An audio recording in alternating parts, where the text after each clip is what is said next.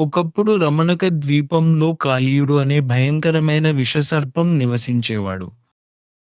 అతడు చాలా అహంకారంతో ఉండేవాడు.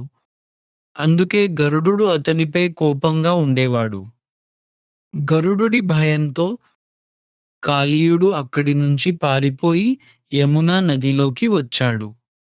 యమునా నదిలో గరుడుడు రాలేడని అతనికి తెలుసు. ఎందుకంటే ఆ ప్రాంతానికి ఒక శాపం ఉండేది. కాని కాళీయుడి విషంతో యమునా నది మొత్తం ప్రమాదకరంగా మారిపోయింది. నీరు నల్లగా మారింది. చేపలు చనిపోయాయి.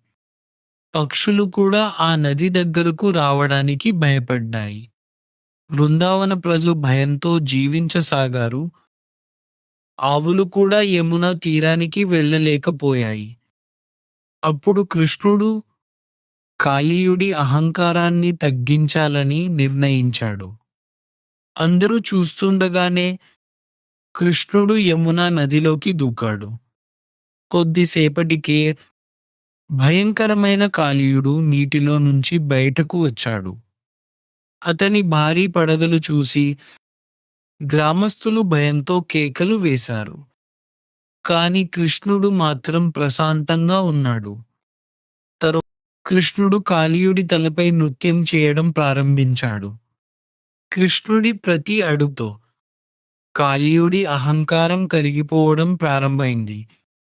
చివరికి కాళీయుడు బలహీనంగా మారిపోయి కృష్ణుడికి లొంగిపోయాడు. అప్పుడు కాళీయుడి భార్యలు కృష్ణుడిని ప్రార్థిస్తూ క్షమించమని వేడుకున్నారు. వారి భక్తిని చూసిన కృష్ణుడు కాళీయుడిని క్షమించాడు. అప్పుడు కృష్ణుడు ఇలా అన్నాడు, నా పాదముద్రలు ఇప్పుడు నీ తలపై ఉన్నాయి. ఇకపై నీకు గరుడుడి భయం ఉండదు. కృష్ణుడి మాటలు విన్న కాళీయుడు ఆనందంతో నమస్కరించాడు. తర్వాత కృష్ణుడి ఆజ్ఞతో కాళీయుడు తన కుటుంబంతో కలిసి యమునా నదిని విడిచి వెళ్ళిపోయాడు. అతడు వెళ్ళిపోయిన తర్వాత యమునా నది మళ్ళీ ప్రశాంతంగా మారింది. బృందావన ప్రజలు ఆనందంతో కృష్ణుడి ప్రార్థించారు. తన భక్తులను రక్షించడానికి కృష్ణుడు ఎప్పుడూ సిద్ధంగా ఉంటాడు.